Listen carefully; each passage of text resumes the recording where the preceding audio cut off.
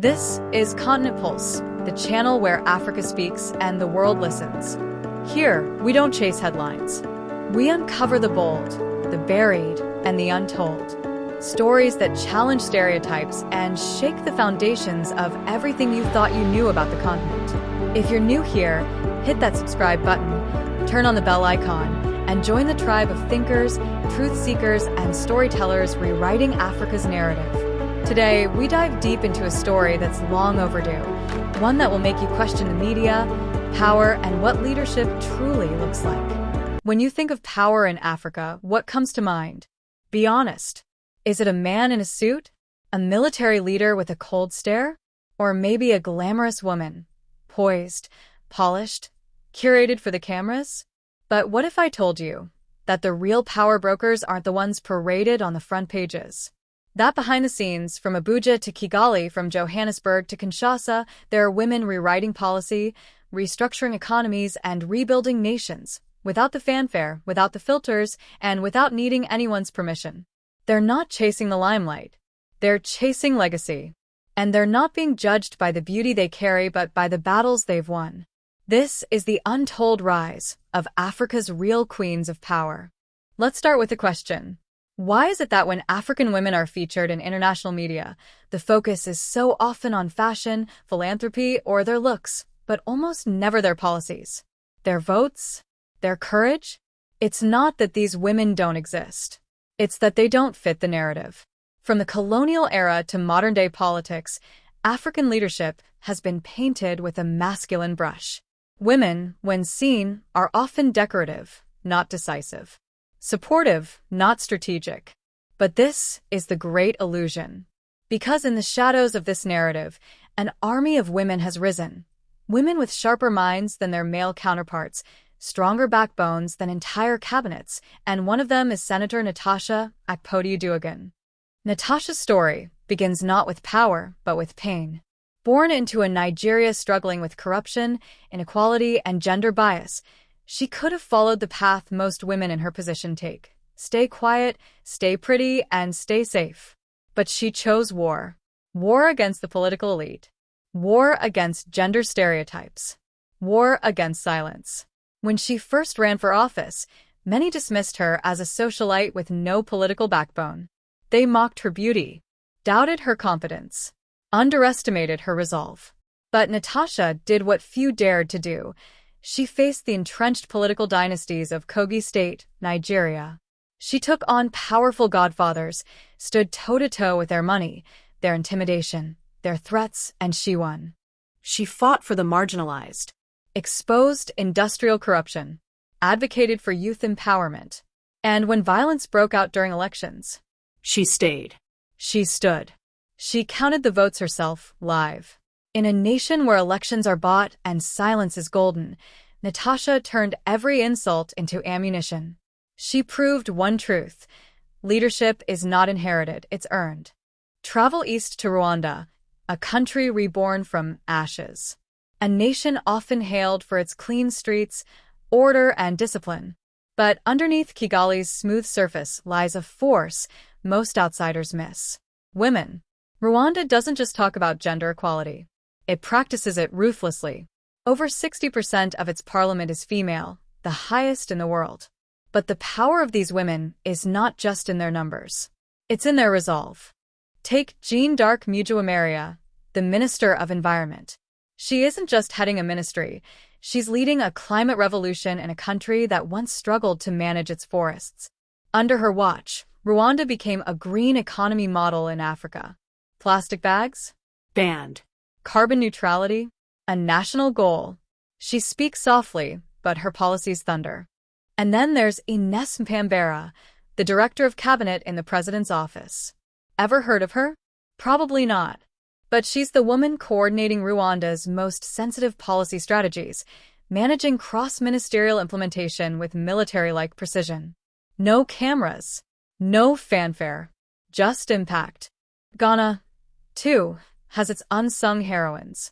Enter Ursula Owusu-Ekuful, the Minister for Communications and Digitalization. A lawyer, an activist, a policymaker, she's the one behind Ghana's digital leap.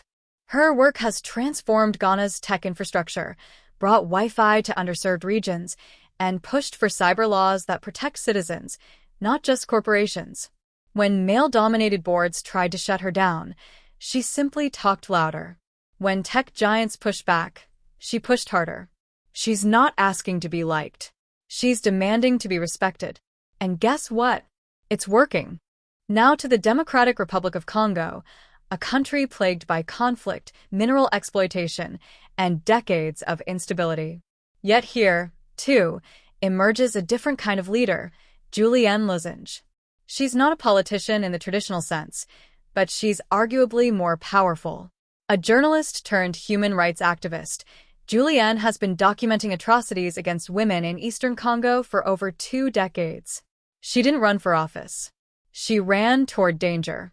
Using her platform, she challenged militias, confronted generals, reported what the world refused to see. In a land where silence can be fatal, Julienne made noise, enough to shake the UN, enough to bring perpetrators to justice, enough to protect thousands of women. And what about South Africa, where the political stage is often loud, theatrical, and full of drama? Meet Naledi Pandor, the quiet intellectual giant.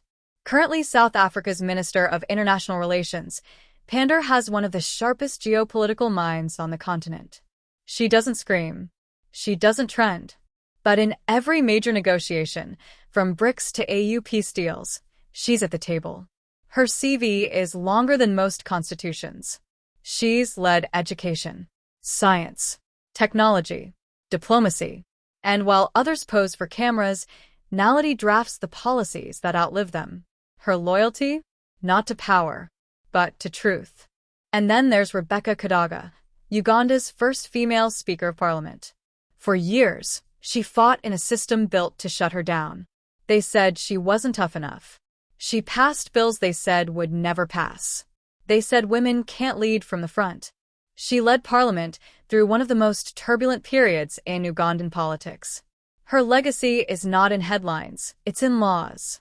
Not in scandals, but in systems she built. So now, let me ask you something. Why don't we hear about these women more often? Is it because they're not loud enough? Or is it because we're not listening? Drop a comment below. Who is one powerful African woman you admire, known or unknown? Let's build a living archive in the comment section. Let's name them, honor them, remember them. Because silence is no longer an option. And if you're still watching, that means you're part of the resistance.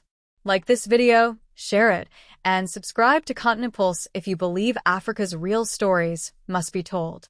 Close-up of 3 young African girls seated on the floor of a rural home, watching a small TV. Reflected image of Senator Natasha or Ursula on screen. Warm interior lighting. High-texture detail, faces, clothing, setting. Here's the twist. These women, many of them don't hold presidential seats. But they hold something even more dangerous, influence. The kind of influence that reshapes minds, that outlives regimes. That doesn't need a title to wield power. Because true power isn't in the crown. It's in the hands that shape the throne. These women are not outliers. They are the new standard. And soon, they won't just be breaking ceilings. They'll be rebuilding the house. In the crown. It's in the hands that shape the throne. These women are not outliers. They are the new standard. And soon, they won't just be breaking ceilings. They'll be rebuilding the house. In a village in Burkina Faso, a girl watches Senator Natasha speak on TV, not about makeup, not about men, but about mining policies and women's rights. In Cape Town, a 14-year-old writes a speech about Naledi Pandor for her debate club. In Kigali, a teenage coder dreams of becoming the next Ursula, not because she wants to be famous, but because she wants to build systems that work. This is how legacies begin. Not with fireworks, but with footsteps. But here's the uncomfortable truth. For every woman we name, there are hundreds still fighting in the shadows. Still being erased. Still being underestimated. So the final question is this. What happens when these women stop asking for seats at the table and start building their own?